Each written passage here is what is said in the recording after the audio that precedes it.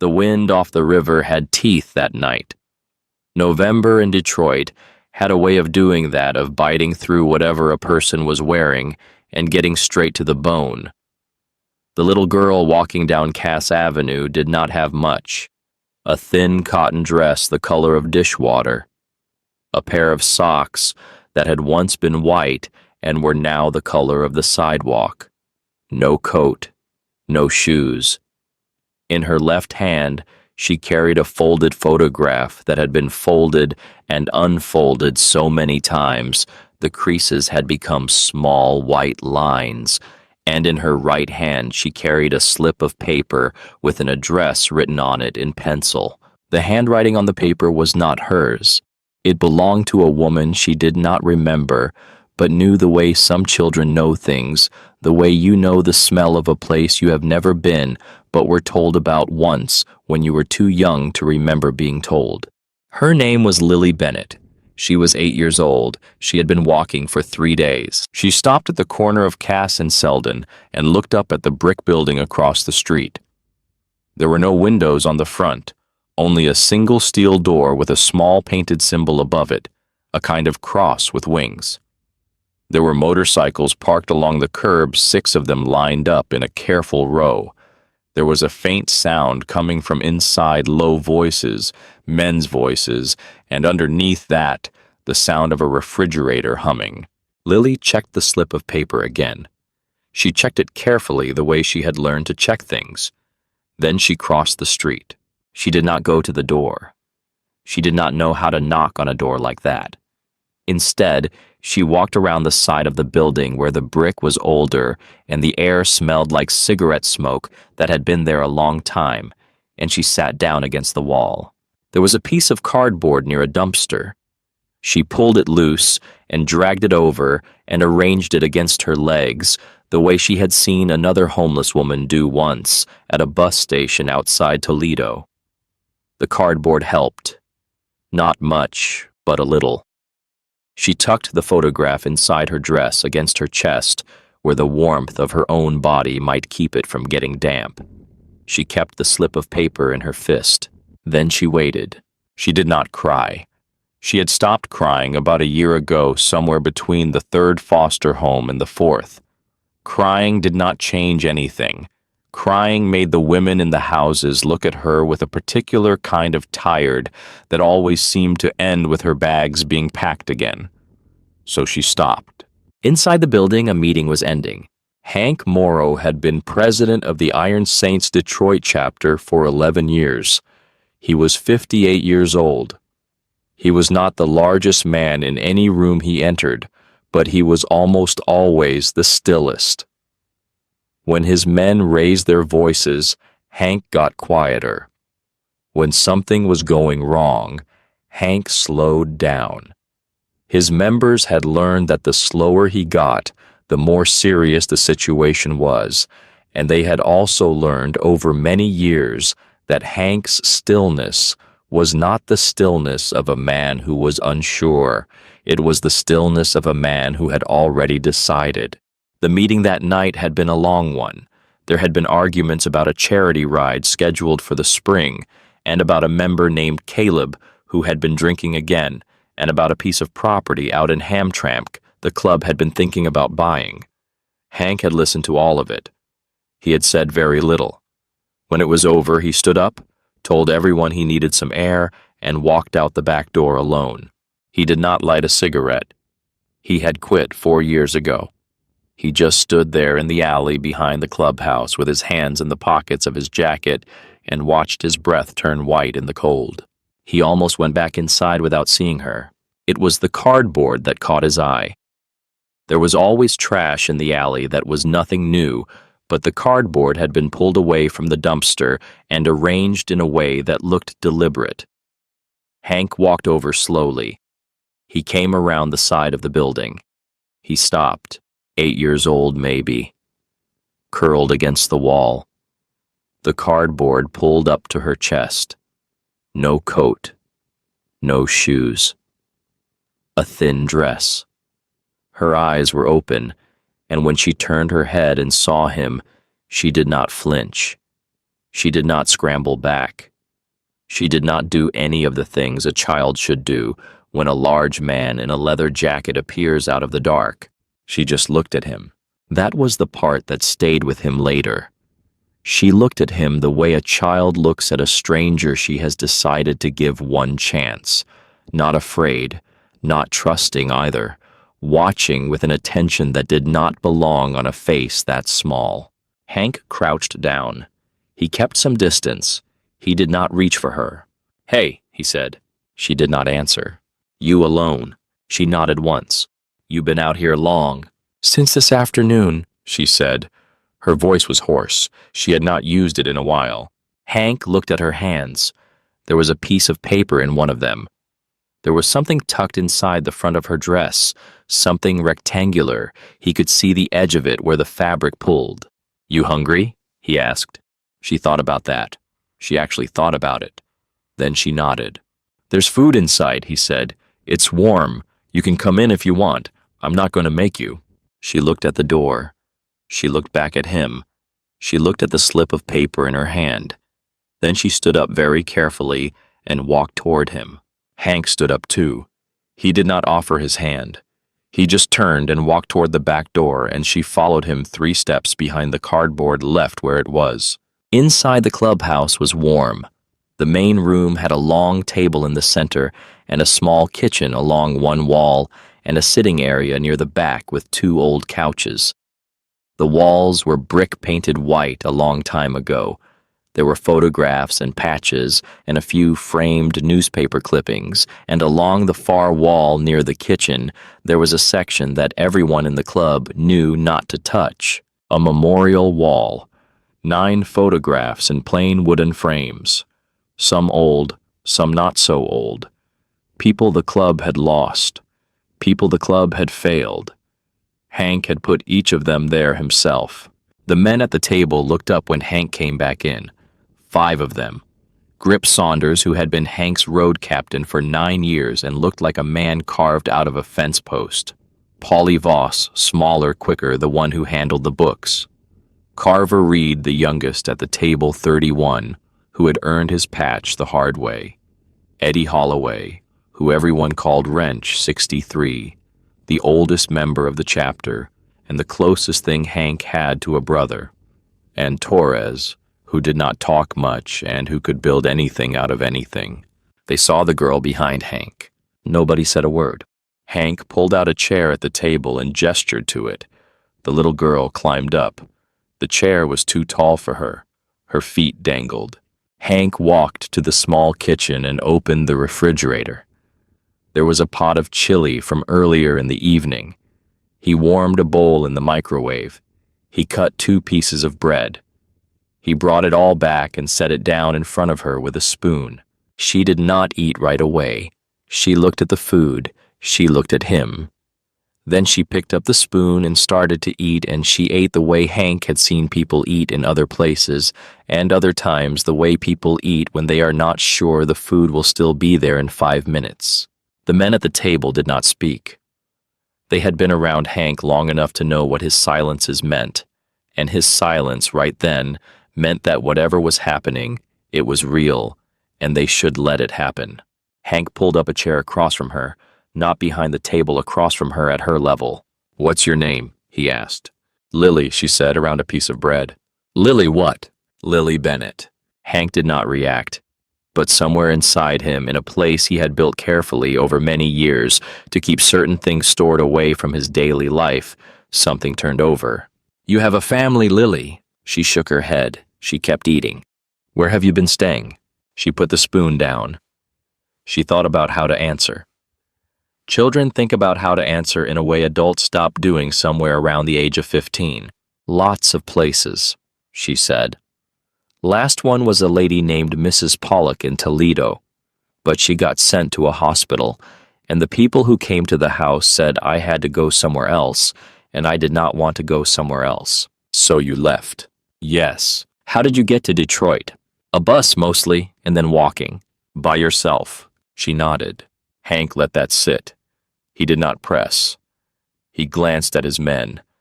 Wrench was looking at her with an expression Hank knew the expression of a man whose own grandkids lived 2 states away and who had not seen them in 11 months.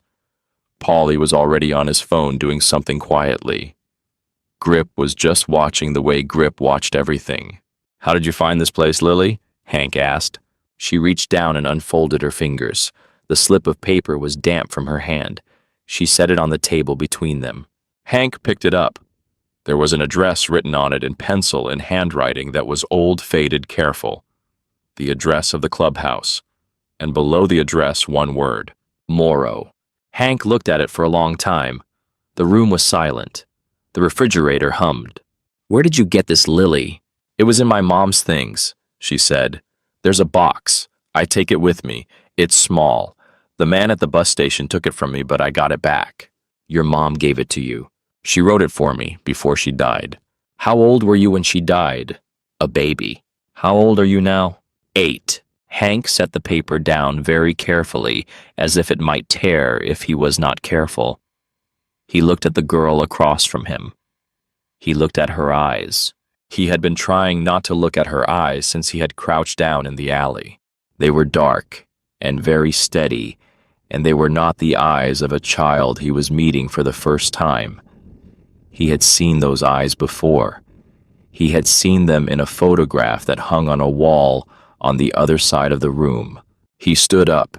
He walked very slowly across the room, past the table, past his men, who were watching him now with something like alarm, because they had never seen Hank Morrow move quite the way he was moving right then.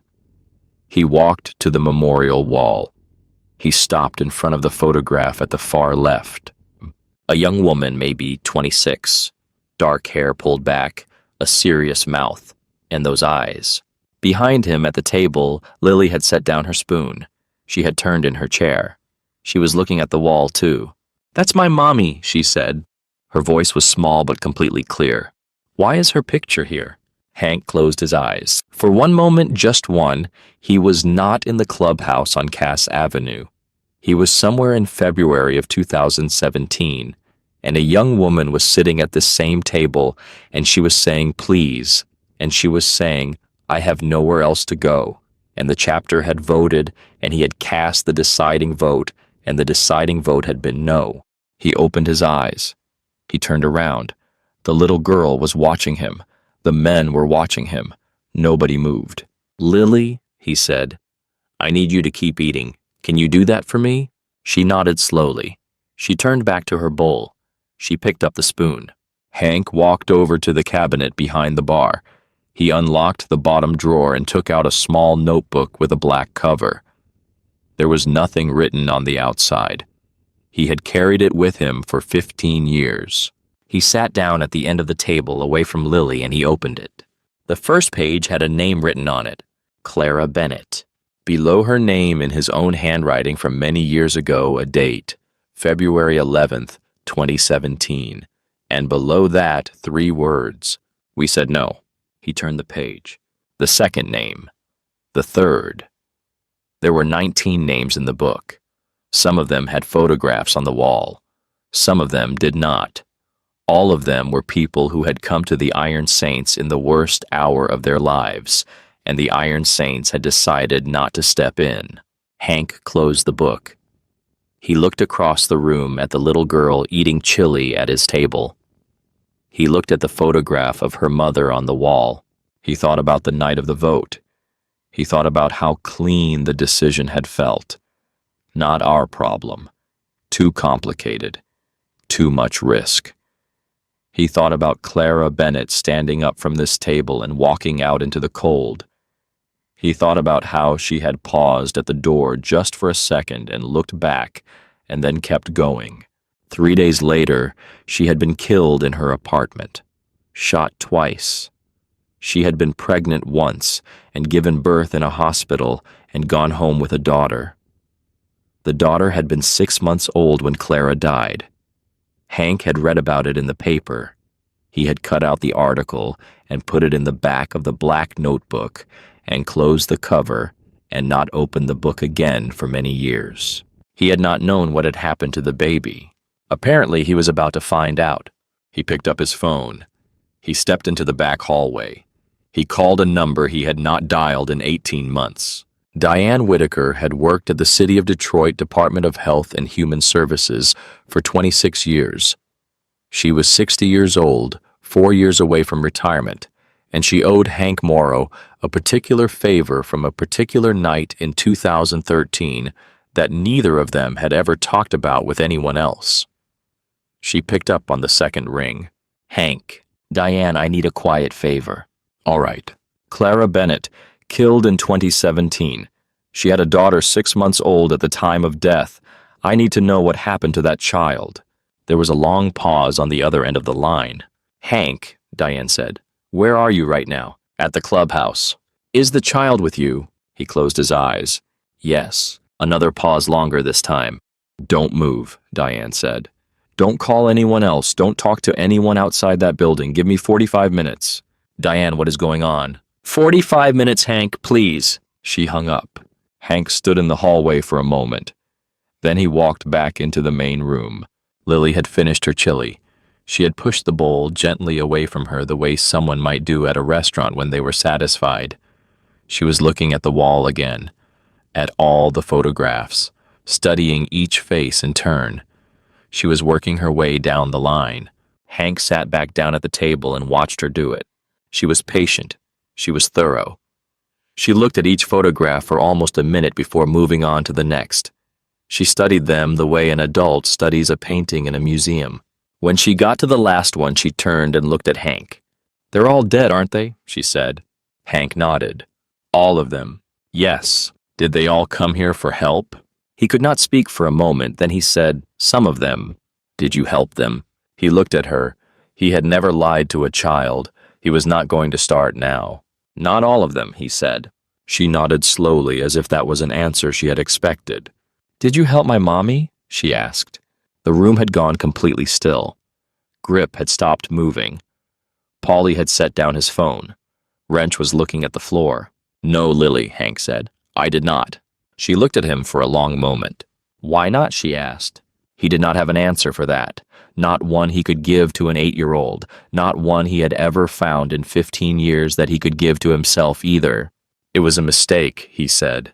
"It was a bad mistake, and I have been sorry for it every day since." She nodded. Then she did something that surprised him. She got down off her chair and walked across the room and stood next to him. She did not touch him. She just stood there near his elbow, looking at the wall. "My mommy used to hum," she said.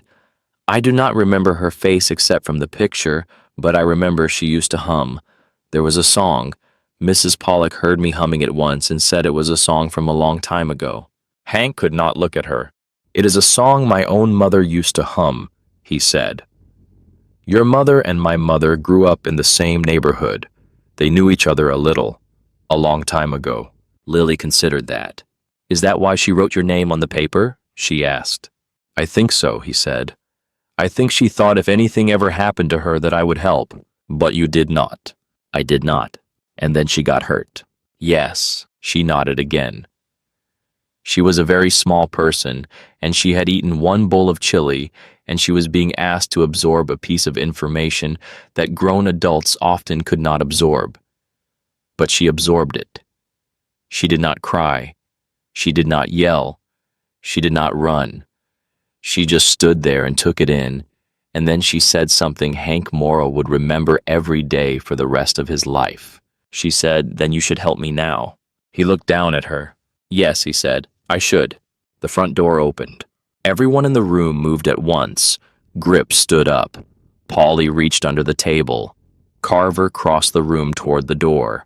But it was just Wrench's nephew dropping off a tool who had not realized a meeting was happening.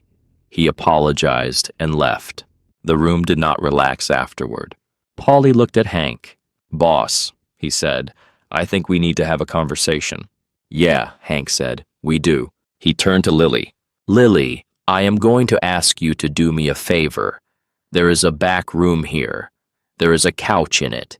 It is comfortable. Will you go and sit there for a little while, and I will come back and get you in a few minutes?" She nodded. Wrench is going to walk you back. Wrench stood up. He was a big man, 63 years old, with hands like cement blocks. He smiled at Lily, and it was the gentlest thing Hank had seen in years. "Come on, kid," Wrench said. "I will tell you a story while you wait." Lily looked at Hank one more time. Then she took Wrench's enormous hand in her small one and walked back through the door at the rear of the main room. When the door closed behind them, Hank sat down at the table.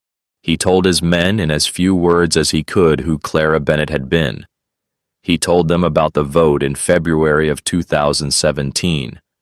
He told them about the black notebook. He told them that he had cast the deciding vote and that he had been wrong, and that the child who had just walked out of the room was Clara's daughter, and that she had walked 3 days through cold weather with no shoes to find them. When he was done, nobody said anything for a long time. Grip was the first to speak. "Why did we say no?" Hank shook his head. "It seemed complicated. She had been involved with a man in the Northgate crew, Marcus Teal. She had seen him kill someone, and she had agreed to testify. There was federal interest. There were people watching her. The chapter thought it would put us in the middle of something we did not need to be in the middle of." "And you agreed with that," Grip said. "I cast the deciding vote." Grip nodded slowly. He was not a man who showed much, but his jaw was tight. "And now her daughter is here," Paulie said, 8 years later. "Yes, with a piece of paper with our address on it." "Yes." Carver, the youngest, spoke for the first time. "How did she even get here? She is 8. She walked from Toledo, most of the way." "Jesus." Torres, who almost never spoke, said one word. "Teal." Hank looked at him. "Teal," Torres said again. "Is he still alive?" "He served time on unrelated charges. He has been out about 14 months. The men looked at each other. "So if he knows she is alive," Paulie said. "He knows," Torres said. "He has always known. He has just not been able to find her." Wrench came back into the room. He closed the door behind him. "She is on the couch," he said. "I gave her a blanket. She is reading a magazine." He sat down. Then he said, "Boss, there is something you need to see." He held something out across the table. A phone. A cheap one, small, the kind they call a burner. It looked tiny in Wrench's hand. "It was in the pocket of her dress," Wrench said. "She showed it to me. She wanted me to know about it. She said she took it from a man who was following her at a bus station in Bowling Green." Hank picked up the phone. He turned it over. There were 2 missed calls on the screen, both from the same number. The most recent had come in at 9:14 that evening, less than 2 hours ago. He looked at his men. "They were close," he said. "They were close to her, and they lost her." "And now she is here," Paulie said. "And whoever was tracking that phone knows the phone stopped moving." "Yes." Grip stood up. He walked to the window at the front of the clubhouse and looked out at the street. The street was empty, but it was the kind of empty that did not feel empty. "We have a problem," Grip said. Hank looked at the door behind which Lily was sitting on a couch with a blanket and a magazine, and he thought about the photograph of her mother on the wall, and he thought about the word no, and he thought about the way Lily had said, "Then you should help me now," with the same calm, steady attention as her mother had once stood at this same table and said, "Please." "No," he said, "we do not have a problem." He stood up. "We have a debt." Outside the window, on the other side of the street, a car that had been parked with its lights off for the past 9 minutes started its engine and pulled slowly away. Inside the clubhouse, the men of the Iron Saints sat around a table and listened to the man at the head of it tell them quietly what was going to happen next. The wind off the river had teeth. November in Detroit had a way of doing that. And for the first time in 15 years, Hank Morrow was getting ready to do something he should have done a very long time ago.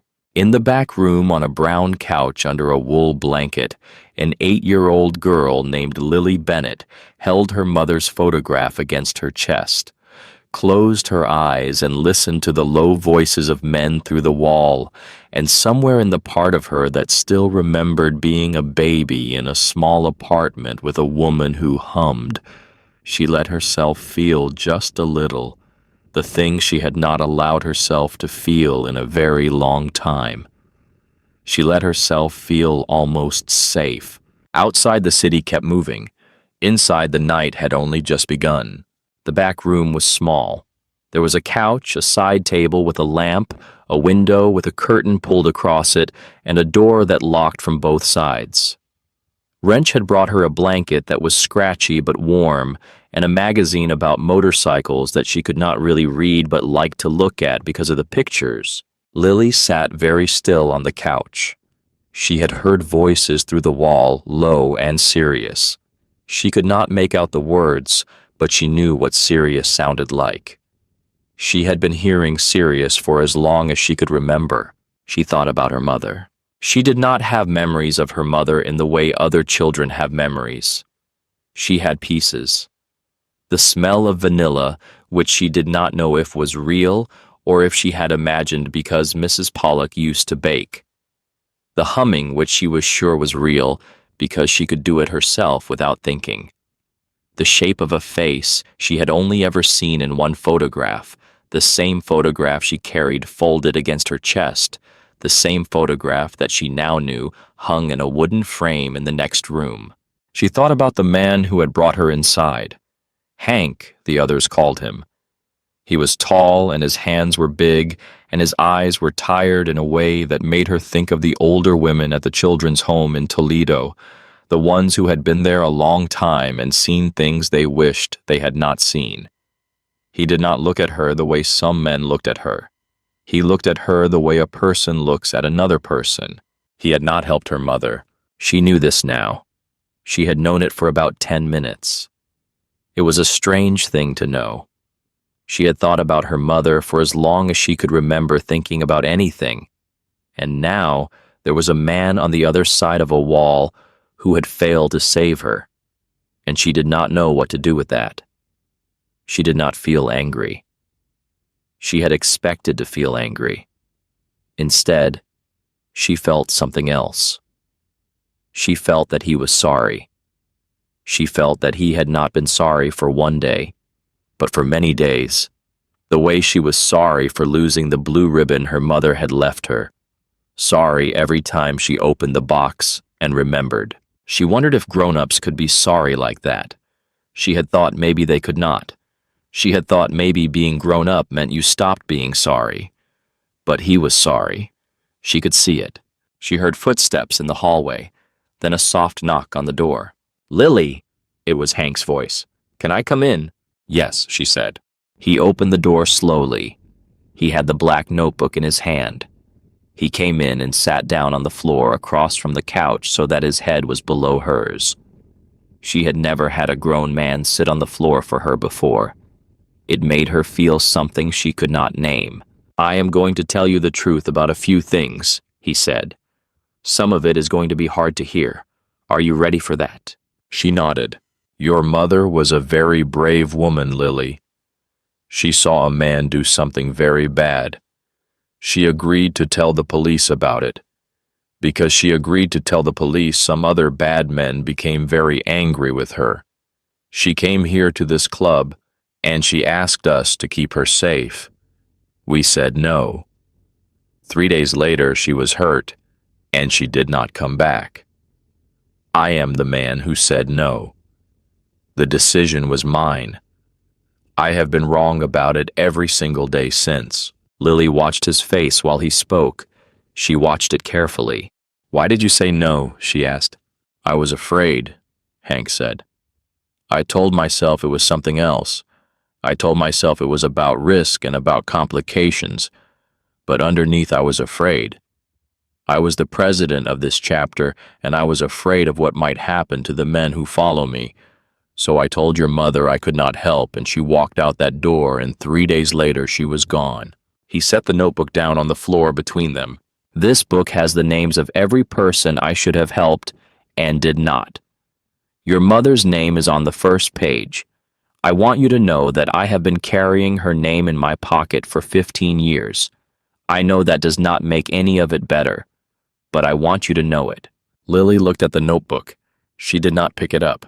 "I am going to help you, Lily," Hank said. I do not know exactly how yet. The men who hurt your mother are still out there. They know you are alive and they are looking for you. But I am going to help you. I will not say no this time, not for any reason. Do you understand? She nodded slowly. I want to tell you one more thing, and then I am going to let you sleep. You did a brave thing by coming here. Your mother believed I would help you, and she was wrong 15 years ago, but she is right tonight. I am going to make her right. Is that all right with you? Lily thought about it. Then she did something that surprised both of them. She got off the couch, walked across the small space between them, and sat down on the floor next to him. She did not touch him. She just sat next to him. The blanket pulled around her shoulders, her small, bare feet next to his big boots. My mother wrote your name down, she said. I am going to trust her. Hank Morrow. 58 years old, 11 years as president. A man who had seen more in his life than most men see in 3 lives, sat on the floor of a small back room of a clubhouse on Cass Avenue and put his face in his hands for a moment. He did not cry. He had not cried in a long time, and he was not going to start now in front of an 8-year-old. But he put his face in his hands. When he looked up, Lily was watching him with that steady attention. Her mother's eyes, her mother's patience. All right, he said. All right, Lily, let's get you some sleep. He stood up and lifted her gently to her feet and walked her back to the couch and tucked the scratchy blanket around her shoulders. He left the lamp on low. He picked up the notebook and walked toward the door. Hank, she said. He turned. The man at the bus station, she said. The one whose phone I took. He had a tattoo on his neck. It was a number, 321.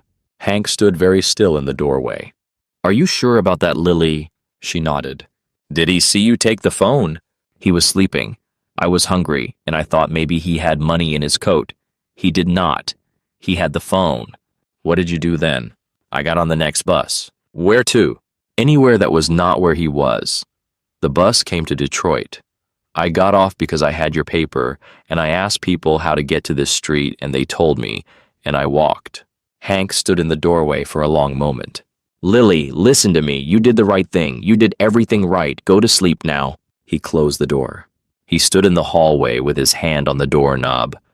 The number 321 was a tattoo he knew. It belonged to a group of men associated with the Northgate crew, not the inner circle, but close. A man with that tattoo following an 8-year-old girl through Ohio meant they had been searching for her for some time. It meant they had probably gone through every foster placement she had been in. It meant Mrs. Pollock in Toledo, the kindly old woman who had ended up in the hospital, might not have ended up there by accident. It meant this was bigger than Hank had thought. He walked back into the main room. His men were waiting. He told them about the tattoo. He told them about the bus station. He told them about Mrs. Pollock. When he finished, Grip said, How long have they been hunting her? I do not know yet, Hank said, but I am going to find out. He looked at his men, his 5 oldest brothers in this club, and he said the thing he had not said out loud in 15 years. I made the wrong call in 2017. I am not going to make it again. The girl is staying with us. Whatever this costs, whatever we have to give, we give it. Are we agreed? Grip nodded. Paulie nodded. Carver nodded. Torres nodded. Wrench said, Brother, I have been waiting 15 years for you to say those words. Hank Morrow looked at the photograph on the wall. He looked at the dark eyes of Clara Bennett. All right, he said. Let's begin. Outside the clubhouse, the wind off the river kept its teeth. Inside the back room, Lily Bennett slept for the first time in 3 days, without one hand curled around the slip of paper. She had given the paper to Hank. She did not need it anymore. By morning, the city had a different kind of light. Detroit in November woke up gray. The sun, if it came at all, came late and small. Hank Morrow had not slept.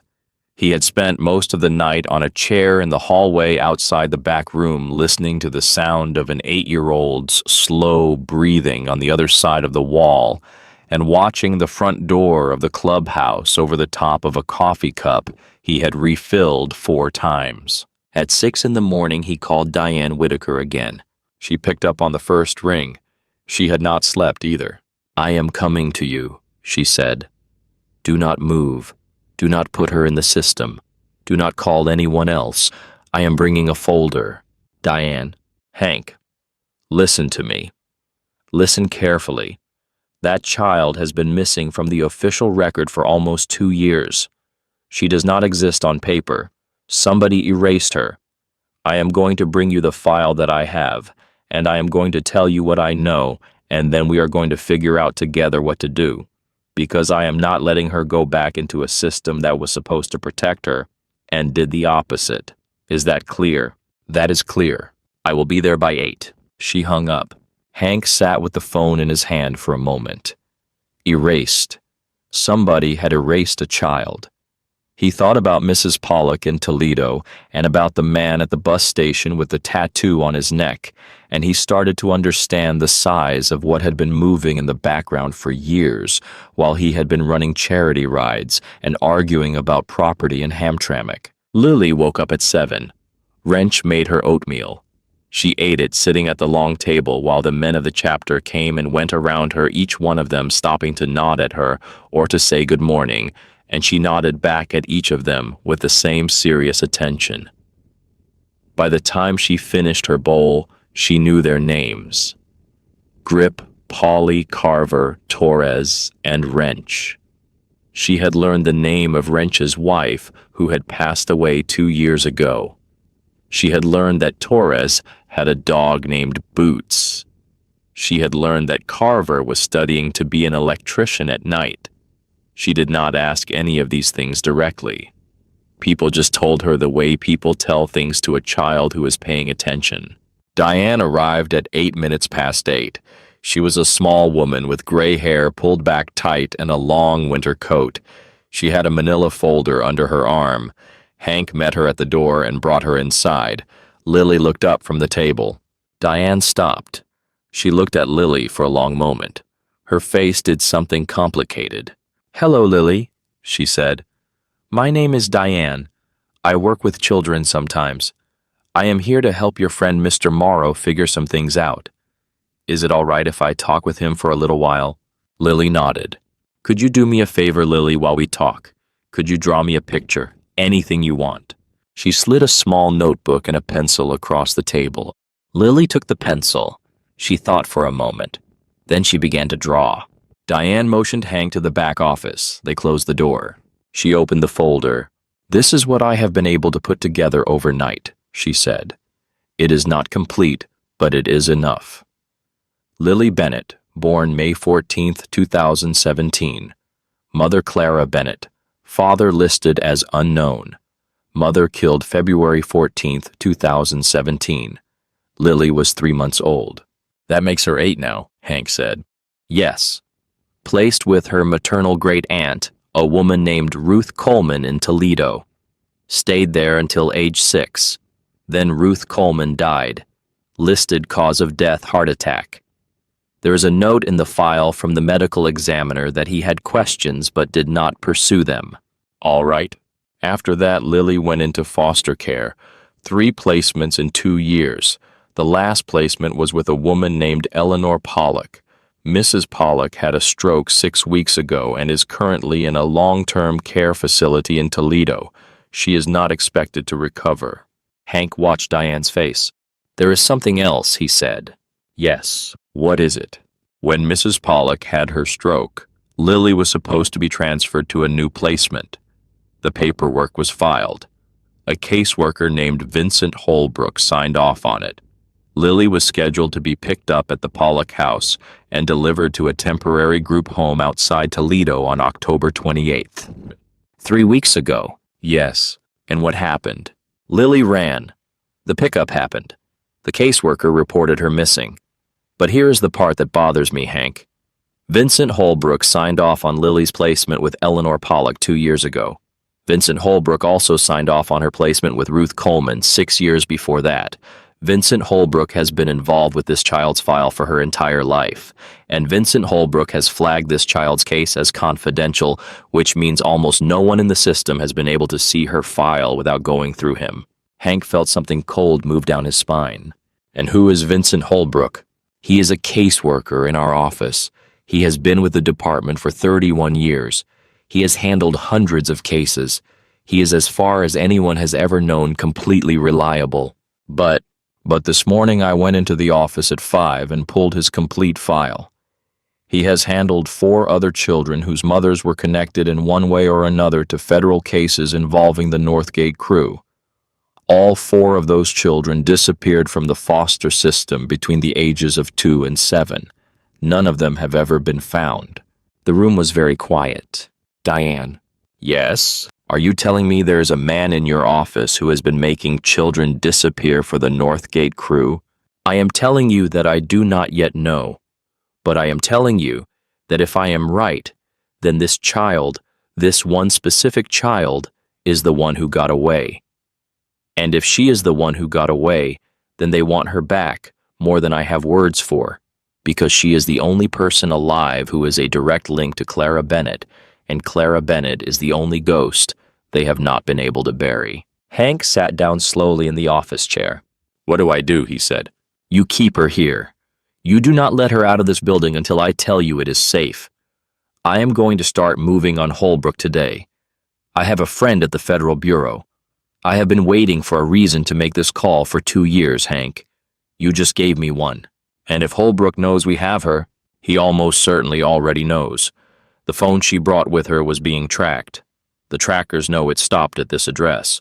The trackers report to Holbrook, who reports to whoever runs the Northgate crew now. Within 12 hours of her arrival, every person in that operation knew where she was. That is why I told you on the phone last night not to move her. All right. There is one more thing. What? Diane reached into her folder and pulled out a single sheet of paper. She slid it across the desk. It was a copy of a police report from February of 2017. A neighbor of Clara Bennett's had called the police about a man standing across the street from Clara's apartment building on the night of February 13th. The neighbor had described the man as in his early 20s, well-dressed, watching the building. The police had taken the report and filed it.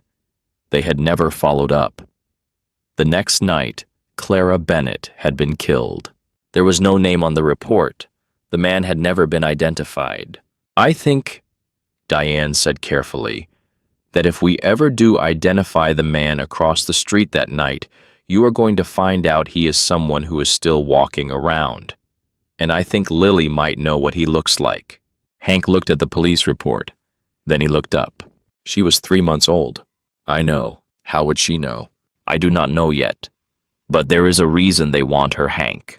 There is a reason this child has been being hunted by professionals for years, and it is not just because of who her mother was. It is because of something she might have seen, or something her mother might have told someone in those last days, or something else we do not yet understand. We need to find out what it is, and we need to find out fast. There was a knock on the door. Carver opened it. Boss, he said, you need to come out here. The kid wants to show you her drawing. Hank and Diane walked out into the main room. Lily had drawn a picture. She had set it carefully in the middle of the table. She was sitting up very straight on her chair looking at it. It was a drawing of a man, not a child's stick figure, a real attempt at a face. The proportions were not perfect, but it was clear what she had drawn. A man with a square jaw, short hair, eyes set close together. He was wearing what looked like a coat with a collar turned up. There were marks on the side of his neck that might have been a tattoo. Below the drawing, in the careful handwriting of a child just learning to write, she had printed 3 words. Outside Mom's window. Hank looked at the drawing for a long time. Then he looked at Lily. Lily, he said, where did you see this man? In a memory, she said. I have it sometimes when I'm going to sleep. I see his face by a window. The window has rain on it. He is looking at the window from outside, and then I do not see him anymore. How old were you in the memory? I do not know. Little. Diane and Hank looked at each other. Have you ever drawn him before? Diane asked gently. Once, for Mrs. Pollock. She told me to throw it away. The room was silent. Did Mrs. Pollock seem afraid when you showed it to her? Hank asked. Yes, Lily said. She seemed afraid. She told me not to draw him again. She told me he was a bad dream. She said that bad dreams could come true if you drew them too many times. Diane took a slow breath. Lily, she said, would it be all right if Mr. Morrow and I kept your drawing for a little while? We will give it back, but we would like to look at it more carefully. Yes, Lily said. She slid the drawing across the table. Diane picked it up. Her hands, Hank noticed, were trembling slightly. I have to go, she said. I am going to take this with me. I am going to call my friend at the bureau. Hank, I want you to keep her here. I will be in touch by the end of the day. She left. The men of the chapter looked at Hank. What was that? Polly said quietly. That, Hank said, was a witness. He walked over to the table and sat down across from Lily. You are very brave, Lily. I am not brave, I just remember things. Remembering things is a kind of brave. She thought about that. My mommy remembered things too, she said. Mrs. Pollock told me that one time. She said my mommy remembered something she should not have remembered, and that is why she had to go away. Yes, Hank said, that is true. And now I remember something I should not remember. Yes. Lily put her hands flat on the table. Will I have to go away too? Hank looked at her across the table. He looked at her steady, dark eyes. He looked at her mother's face on the wall behind her. No, Lily, he said. You will not have to go away. I am going to make sure of it. The day moved slowly.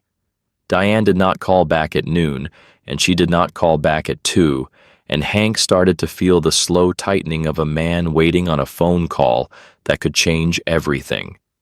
He kept his men close.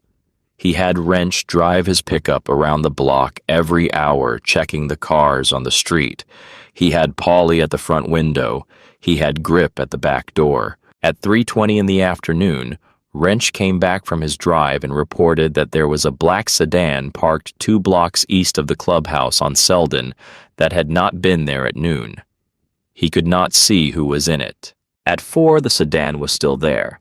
At 4:30, a different car, a gray utility vehicle, pulled up behind the sedan. At 5, both cars left at the same time in opposite directions. Then at 5:15, Wrench's phone rang. It was his nephew Travis, who had stopped by the night before. Travis was a mechanic at a shop in Hamtramck. Wrench listened for 30 seconds and then walked over to Hank without saying anything and held out the phone. Boss? Hank took it. Travis. Mr. Morrow, Uncle Eddie told me to call you if anything weird happened today. Yes, something weird happened. Tell me. A guy came by the shop, said he was looking for his cousin, showed me a picture of an old guy he said was missing. The picture was of my uncle, of Wrench. He said his uncle had been missing for 2 days and asked if anyone at the shop had seen him. Did you recognize the man? No, but there was another guy in the car outside watching the shop. I went and looked through the window when they left. The other guy had a tattoo on his neck, a number. I could not see exactly, but it was a number. Hank closed his eyes. 3:21. Yeah, that was it. How did you know? Travis, listen to me. Get out of the shop.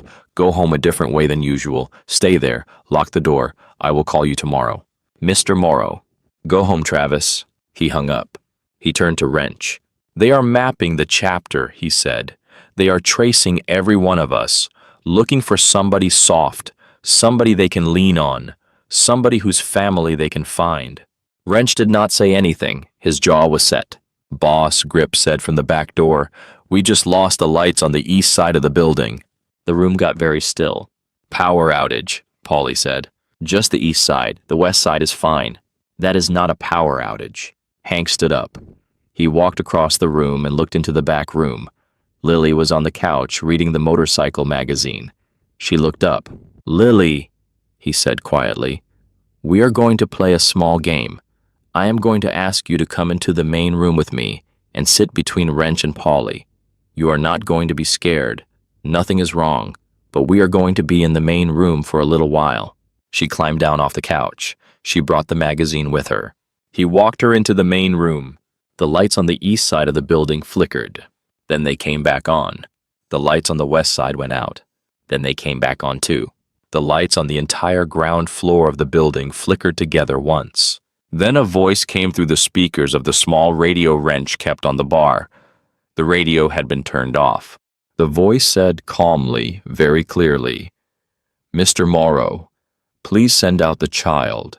We are not interested in anyone else. The child only. You have 1 hour." The radio clicked off. The room did not move. Lily had stopped walking. She was holding Wrench's hand. She was looking at the radio. Hank stood completely still for a moment. Then he said, "Carver, lock the front door. Torres, check the back. Polly, cellular still works." Polly checked his phone. "Yes." "Call Diane, now." Polly dialed. He held the phone to his ear. He waited.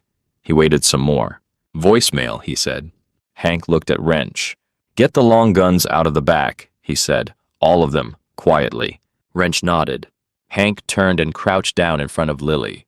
"I want you to listen to me very carefully," he said. "The man on the radio is one of the bad men. He is trying to scare us, and he is trying to scare you. He is not going to come in here. We are going to handle this. But I need you to be very quiet for the next hour, and I need you to do exactly what I tell you to do. Can you do that?" She nodded. "You are going to go with Wrench and Polly into the back office.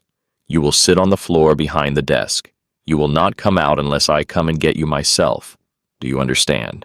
"Yes." "Good girl." She did not move. "Hank." "Yes." He sounded like the man from the bus station. Hank looked at her. "The one whose phone I took. He has the same voice."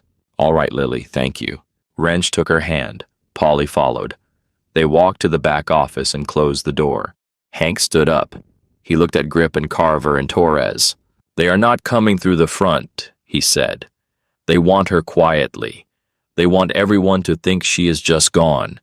They will try the back or the roof or the side entrance. Carver, you take the side. Torres, you take the roof access. Grip, you stay with me at the back. We do not start anything. But if they come in, they do not leave." He thought for a moment. "And call Diane again every 5 minutes." The men moved. For the next 40 minutes, the clubhouse on Cass Avenue was the quietest building in Detroit. The men of the Iron Saints did not speak. They did not move except to take their positions. The lights stayed on. The radio stayed silent. Outside, the gray afternoon began to slide toward evening. At 15 minutes before the hour was up, Polly's phone rang. It was Diane. She was breathing hard. "Hank, listen. Listen carefully. Vincent Holbrook is dead. He was found 2 hours ago in his car in a parking garage downtown. Single gunshot. They are calling it a suicide, but it is not a suicide. I have been with the Bureau for the last 4 hours. We were getting ready to bring him in. Someone got to him first." Hank closed his eyes. "There is more, Hank. The Bureau has been watching the Northgate crew for 3 years. They have a federal indictment ready. They have been waiting for one more piece of evidence to bring it. They believe, and I now believe, that the piece of evidence they have been waiting for is Lily Bennett. They believe she is a material witness. They want to talk to her tomorrow under proper protection. There is a safe house. There is a team in place. We can have her under federal protection by 10 in the morning. We just have to keep her safe tonight. They are here, Diane." "Who is?" "The Northgate crew. They are outside the clubhouse. They cut the power to half the building 20 minutes ago. They came on our radio and told me to send her out. I have 1 hour. I have 45 minutes left." There was a long pause. "Hank, you need to get out of there. They will follow us. You need to call the police." The police did not save her mother, Diane. "This time it will be different. I am calling now. I am going to put 6 unmarked cars on your street in the next 10 minutes. Hold on. Just hold on." "All right." She hung up. Hank turned to Grip. Help is coming, we hold. The 45 minutes turned into 30. The 30 turned into 20. At 10 minutes before the hour, Hank heard a sound he had been waiting for. A car engine on Cass Avenue. Then another. Then a third. Unmarked. No sirens. Just engines. Then faintly in the distance, sirens, real ones. Then from the radio that had been silent for an hour, a single click. A voice, the same voice. Mr. Morrow, we will speak again. Click. Hank waited. The first knock came on the front door. He knew that knock. He had heard it before. He walked to the door. He opened it. Two men in suits. One held up a badge. Mr. Morrow, Federal Bureau of Investigation. We need you to step aside, please. Hank stepped aside. The agents came in. 4 of them. They moved through the building, checking corners and entrances. They were professional. They were polite. One of them said, "We have units on the surrounding streets. The building is secure."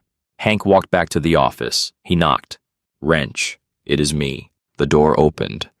Lily was sitting on the floor behind the desk, very small, with her arms around her knees. She looked up. "Is it over?" she asked.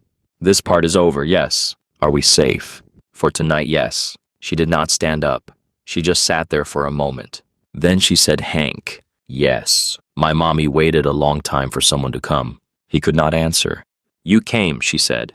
He crouched down. He held out his hand. She took it. They walked out of the office together. In the main room, an agent stood waiting. He had a kind face. He nodded at Lily. "Hello, Lily. My name is Special Agent Tom Sullivan. I am going to keep you safe tonight. Tomorrow morning I would like to ask you some questions. Are you all right with that?" Lily looked at Hank. "Will you come with me?" she asked him. Hank looked at the agent. The agent nodded slightly. "Yes," Hank said, "I will come with you." That night, the Iron Saints clubhouse on Cass Avenue stood empty for the first time in 11 years. The men of the chapter had been moved temporarily to a hotel under federal protection. Hank Morrow sat on a couch in a small safe house in a part of Detroit he had never been to before, and on the couch next to him an 8-year-old girl slept under a clean white blanket with her hand resting on his arm, and outside somewhere in the city, Marcus Teal and Damon Cole and the rest of the Northgate crew were learning hour by hour that the child they had been hunting for years had moved beyond their reach. But Marcus Teal had not built his life on letting things move beyond his reach. In a basement office on the east side of the city, he was at that exact moment making a phone call to a man whose name had not appeared in any file. Diane Whitaker had pulled a man who had been quietly making sure for 31 years that certain children disappeared, and certain witnesses never testified, and certain crimes stayed unsolved. The man on the other end of the line listened to Teal in silence. Then he said only one sentence, "Bring her to me," and the phone went dead. The safe house was a small 2-story brick home on a quiet street in Grosse Pointe Park. Federal agents had set up in the kitchen and the front room. There was a bedroom upstairs where Lily was supposed to sleep, but for the first night, she had asked to stay on the couch in the living room near Hank. The agents had agreed. Special Agent Tom Sullivan was 46 years old. He had worked organized crime in Detroit for 19 years. He had been hunting the Northgate crew for the last 7 of those 19 years. When Diane Whitaker had called him at 3:30 the previous afternoon and said the words, "Clara Bennett's daughter," he had stood up from his desk so fast that he knocked over his coffee. He sat across from Hank at the kitchen table at 6 in the morning. The agents had made coffee. It was bad. They drank it anyway. "I want to be straight with you," Sullivan said. "We have been waiting for this child for 8 years. We did not know she existed for the first 3 years. We learned about her in 2020 from a confidential informant who is now also dead. Since then, we have been trying to find her in the system, and the system has been pushing back. We knew there was somebody in the foster care office in Toledo who was keeping her file dark. We did not know it was Vincent Holbrook. We did not know there were 3 other caseworkers across 2 states involved. We are now going to find all of them. You think she is a witness? I think she is more than a witness. I think she is the only person who can directly identify Marcus Teal as the man who killed Clara Bennett. She was 3 months old, Agent Sullivan. I know. And that is why we have a problem. Because I am not going to put a 3-month-old's memory in front of a jury and expect a conviction. So I need something else from her or from the evidence around her that will hold up. The drawing is a start, but we need more. Hank looked at his coffee. There is a box, he said. Sullivan raised his eyebrows. Lily told me last night, before she fell asleep. She said there is a box that belonged to her mother. Mrs. Pollock kept it in a closet. Lily said she took some things out of the box when she ran the photograph and the slip of paper, but most of it was too heavy to carry, and she had to leave it behind. What is in the box? She does not know. She said her mother's handwriting is in some of it. She said there is a small recorder. She has never been allowed to listen to it. Sullivan stood up. I am going to Toledo, he said, right now. Take Wrench with you, Hank said. He can drive. He can also identify anyone associated with Northgate from a distance. All right? Sullivan left. Hank walked into the living room. Lily was sitting up on the couch with the blanket around her shoulders. She had been awake for some time watching the snow that had started to fall outside the front window. Good morning, Lily. Good morning, Hank. Agent Sullivan is going to Toledo to find your mother's box. Will that be all right? She nodded. Lily, there is something I have to ask you about the box, about what is in it. Did Mrs. Pollock ever tell you what she thought was in the recorder? She said she thought my mommy made a tape for me, for when I was older. She said she had never listened to it because it was not hers to listen to. All right. Hank. Yes. Can I see my mother's picture again? The one on the wall in your building. He thought about it. Not today, he said. Maybe in a few days, when things are quieter. Okay. He sat down on the couch next to her. She leaned against his arm. What happens now? She asked. Now we wait. Agent Sullivan will come back. We will talk to him about what your mother left for you. We will figure out what to do next. Will I have to go back into the system? He looked at her. No, he said. You will not. I do not yet know exactly what comes after this, Lily. There are things called paperwork, and there are people who need to sign things, but you are not going back into the system. I promised you that, and I am going to keep that promise. She was quiet for a while. Then she said, Hank, can I ask you something else? Yes. If I had not come to your building, if I had stayed in Toledo, would you have ever come looking for me? He could not answer that for a long time. When he finally did, he said, I should have. For 15 years I should have. And I did not. I am not going to lie to you, Lily. I did not look. And I should have. So I am very glad you came. I am very glad you came to find me. I am sorry I did not come to find you first.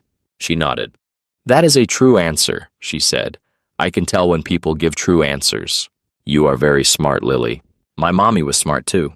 Yes, she was. They sat together for a long time watching the snow.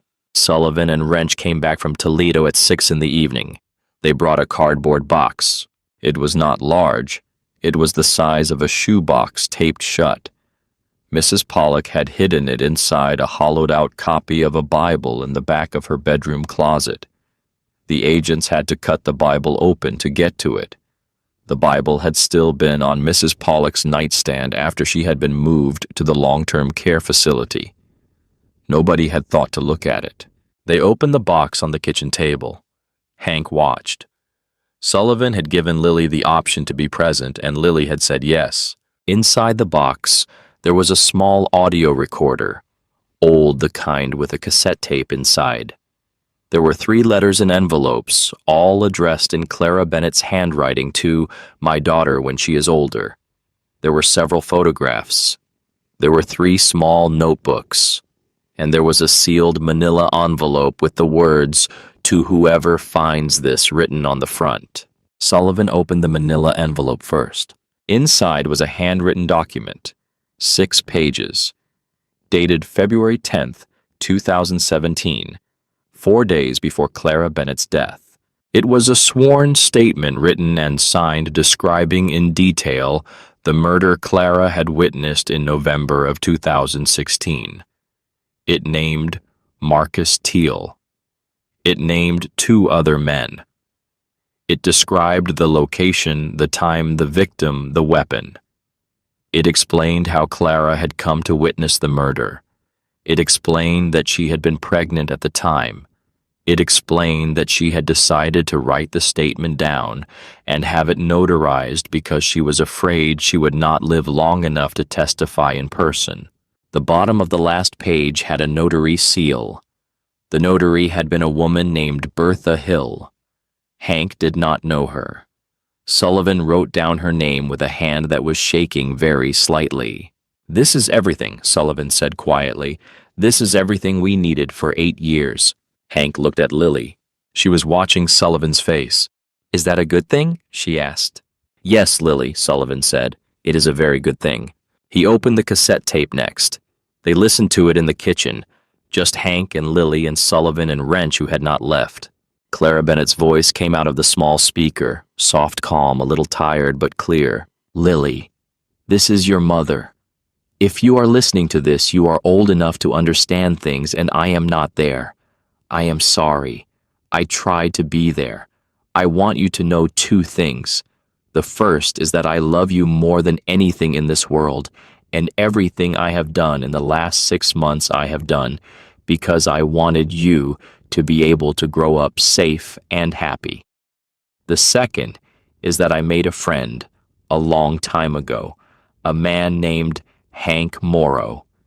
He grew up on the same street I grew up on. He used to be kind to me.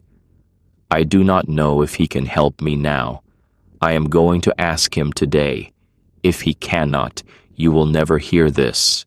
If he can, and you are listening to this someday, then he kept his promise, and I want you to know that he is a good man, and I am grateful, and you are safe, and I love you. I love you, Lily. I will love you for always. Be brave, my baby girl. Be brave." The tape ended. Nobody moved.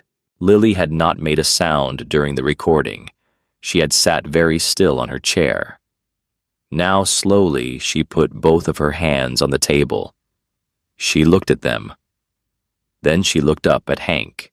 "She thought you would help," she said. "She did. She was wrong 15 years ago." "Yes, but she was right tonight." Hank could not answer. Lily got down off her chair. She walked around the kitchen table. She came over to Hank and put both of her small hands on his arm. "You kept the promise," she said. "It was late, but you kept it." Hank Morrow put his hand on top of her 2 small hands. He did not speak. He did not need to. Agent Sullivan wiped his eye with the back of his wrist. Then he said very quietly, "I need to make some phone calls." That night, federal agents moved on the homes of every senior member of the Northgate crew. 27 arrests were made between midnight and 4 in the morning. Marcus Teal was found in a basement office on the east side of the city. He did not resist. He simply stood up from his chair, put his hands on his head, and said only one sentence to the agents who arrested him. "I knew that little girl would find someone someday." Damon Cole turned himself in at 6 in the morning. He brought his lawyer. He had decided to cooperate. By noon the next day, the case that had collapsed in 2017 had been reopened with new evidence, new witnesses, and a notarized sworn statement from the victim herself. The United States Attorney's Office filed a superseding indictment within 72 hours. Marcus Teal was charged with the murder of Clara Bennett, the murder of Ruth Coleman, and 7 other counts, including conspiracy witness tampering and racketeering. Vincent Holbrook, whose death had been ruled a homicide after a second autopsy, became the subject of a posthumous investigation that uncovered 11 other children whose disappearances from the foster system over 26 years had not been accidental. 3 of those children were still alive. They were found within the next 4 months. Hank Morrow attended the press conference.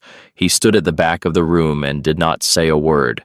When Diane Whitaker stepped up to the microphone to give her statement on behalf of the department, she found his eye in the back of the room and gave him a single nod, and he gave her a single nod back, and that was the conversation they had. After the arrests, after the indictment, after the slow unwinding of the case, what came next was paperwork. The guardianship process was not fast. It was not designed to be fast. There were home visits, there were interviews, there were forms, there were court dates. There was a moment in week 6 when a judge asked Hank whether he understood that taking on the care of a child at the age of 58 was not the same as taking on the care of a child at the age of 30, and whether he had made provision for what would happen to Lily if something happened to him. And Hank, who had not considered this, sat in the judge's office for a long, quiet minute before saying that he would have an answer to that question within the week, and the judge nodded and gave him the week. Hank went back to the clubhouse. He called a meeting. He told his men what the judge had asked. He told them he did not have an answer. Wrench, who had been the closest thing Hank had to a brother for 31 years, said, "I am 63. I am not the answer." Grip, who was 52, said, "I would do it. I would do it tomorrow, but I do not think a judge would give her to me." Polly was quiet. Then Polly's wife, Margaret, who had come to the meeting with him because she had stopped letting Polly come to anything alone after his last heart scare, said, "I am 55. I am a registered nurse. I have raised 3 children. I am healthy. Polly and I have been married for 30 years. We have a guest room. If anything happens to Hank, Polly and I will take her." The room went quiet. Polly looked at his wife. "Margaret," he said. "I know," she said. "I know what I am offering. I know what it means. I have thought about it. I have been thinking about it for a month. That child belongs to all of us now. If Hank cannot be there, we will be." Hank Morrow looked at Margaret Voss. He had known her for 30 years. He had been at her wedding. He had been at the christening of her children. He had sat at her kitchen table on many Sunday afternoons.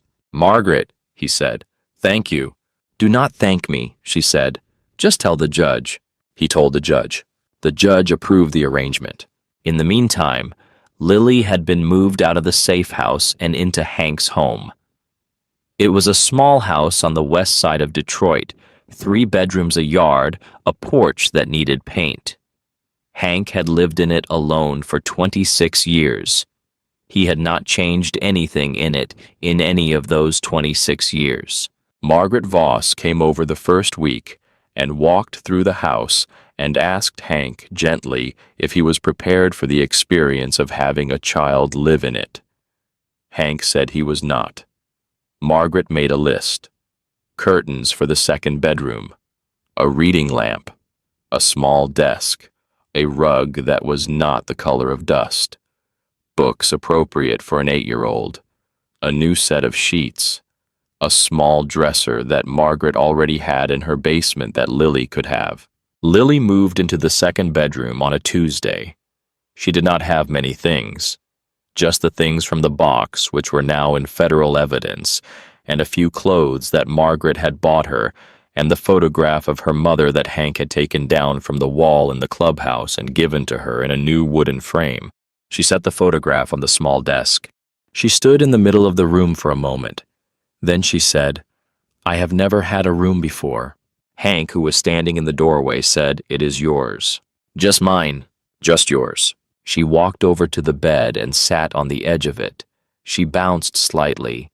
The bed had clean white sheets and a quilt that Margaret had made for her own daughter 20 years ago, and that her daughter had returned the previous month after deciding it was too small for her own children's beds. Hank, "Yes, I think I will be all right here. I think you will too." He closed the door softly and walked down the hall and sat on the edge of his own bed and put his face in his hands and stayed that way for a long time. The first weeks were not easy. They were not hard either.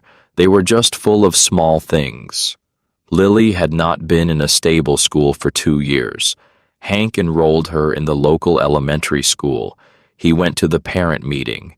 He was the largest person in the room, and the only one wearing leather, but he sat in a child-sized chair and listened to the teacher describe the curriculum and signed every form he was given. Lily made one friend in the first week, a small, quiet girl named Sophie, whose parents owned the diner across the street from the school. Lily started spending Saturday mornings at the diner with Sophie, drawing on paper placemats with crayons.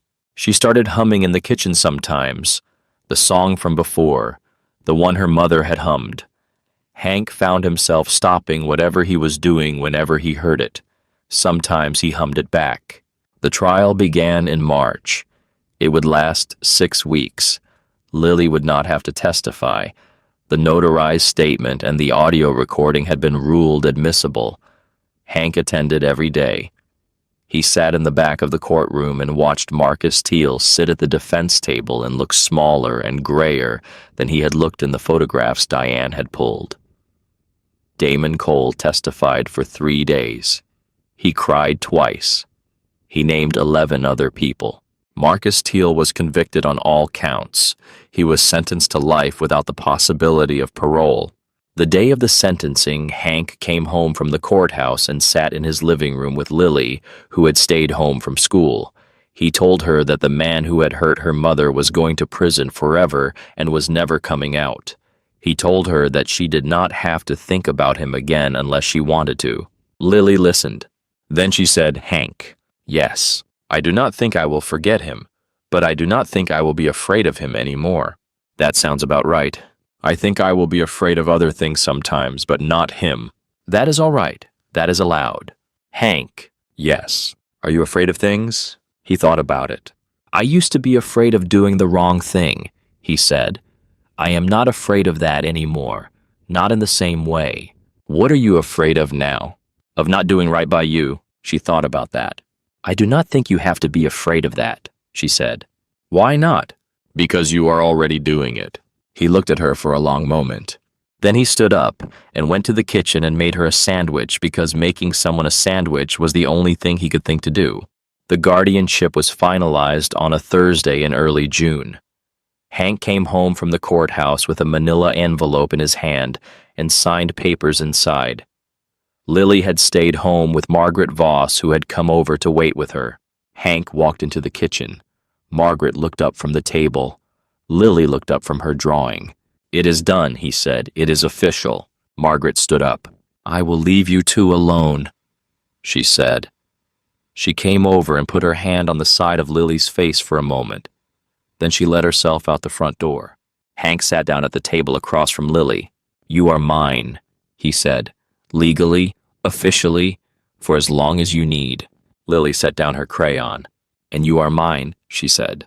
"Yes, forever, for as long as I am here. And after that, Margaret and Polly will be here. And after that, the saints will be here, and the school will be here, and you will not be alone again. Not ever." She climbed down off her chair. She walked around the table. She climbed into his lap. She had never done that before. She sat with her head against his chest. He could feel her breathing. He could feel her small heart beating.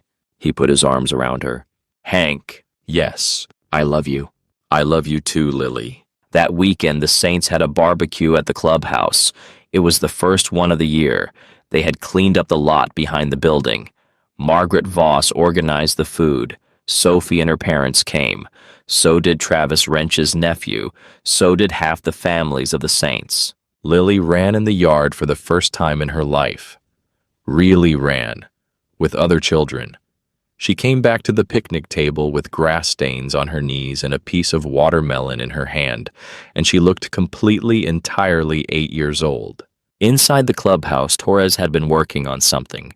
He brought it out late in the afternoon when the light was starting to soften, and the men were sitting around with paper plates. He carried it across the lot to the back door, walked through the main room, and set it carefully on the bar. Then he motioned for Hank. Hank came in. Lily, who had been watching everything, came in after him. On the bar was a wooden frame.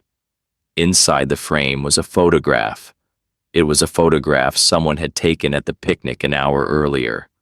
Lily laughing at something off camera mid-run, her hair flying behind her, her face lit up.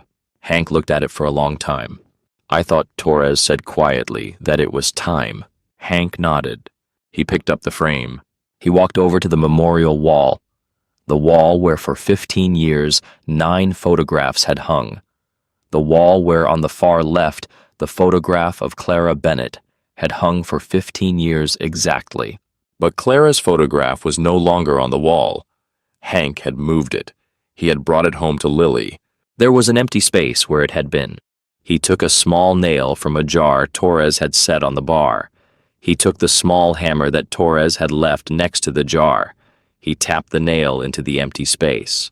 He hung the photograph of Lily. He stood back. He looked at it. A single photograph on a wall that had only held photographs of the lost of a child who had not been lost, of a child who had been found. Lily stood next to him. Hank. Yes, the wall is different now. Yes, the wall is for people we keep, she said. Yes, Lily, it is. She reached up and took his hand. The Saints were starting to come in from the yard. They saw the photograph on the wall. They went quiet one by one. Then Wrench, who had been watching from the doorway, started to clap. Slowly. Then Grip joined in. Then Polly. Then Carver. Then Torres. Then everyone in the yard who could see through the door. Lily, who had never been clapped for in her life, hid her face for a moment against Hank's leg. Then she peeked out. Then she smiled. Outside, the light was turning gold. The city was warm for the first time in months. Detroit in early June had its own particular kind of grace, the kind that came after the long winter, the kind that felt earned. Hank Morrow stood in the clubhouse on Cass Avenue with an 8-year-old girl holding his hand and a photograph of her on the wall where her mother had once been, and he understood finally what he had been trying to understand for 15 years. Some debts you cannot pay back. You can only pay them forward. He had not been able to save Clara Bennett. He had been able to save her daughter. He had been able to give her daughter a place to stand. He had been able to be there when she needed someone, even if it was 15 years too late, even if it had cost him every night of sleep he had lost between then and now. He looked down at Lily. "Come on, kid," he said. "Let's go eat." She did not let go of his hand. They walked back out into the yard together, and somewhere in the back of the photograph on the wall, in a face that had been gone for 15 years, a young woman with dark eyes and a serious mouth would have if she could have smiled. Outside, the Saints made room at the picnic table. Margaret Voss handed Lily a plate. Sophie waved her over. Wrench stood up and gave her his chair. The wind off the river had no teeth that night. It was just a wind soft and warm, and carrying the small ordinary sounds of a small ordinary evening, and inside the clubhouse on the wall where the lost had hung for 15 years, the first photograph of someone who had been kept now hung in the place where someone who had been lost had once been. And that was the change that mattered, and that was the change that had been worth everything it had cost.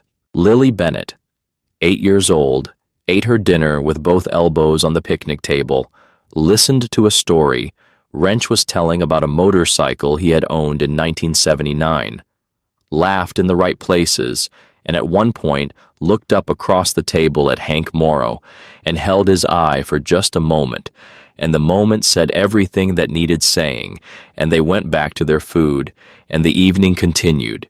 And somewhere in the small house on the west side of Detroit, in a second bedroom that was now hers, a small framed photograph of a woman with dark eyes sat on a small desk under a reading lamp, and the lamp was off. But the photograph was there, and it would be there tomorrow, and the day after that, and all the days after that, for as long as there was a desk for it to sit on. The wall in the clubhouse on Cass Avenue had room for more photographs.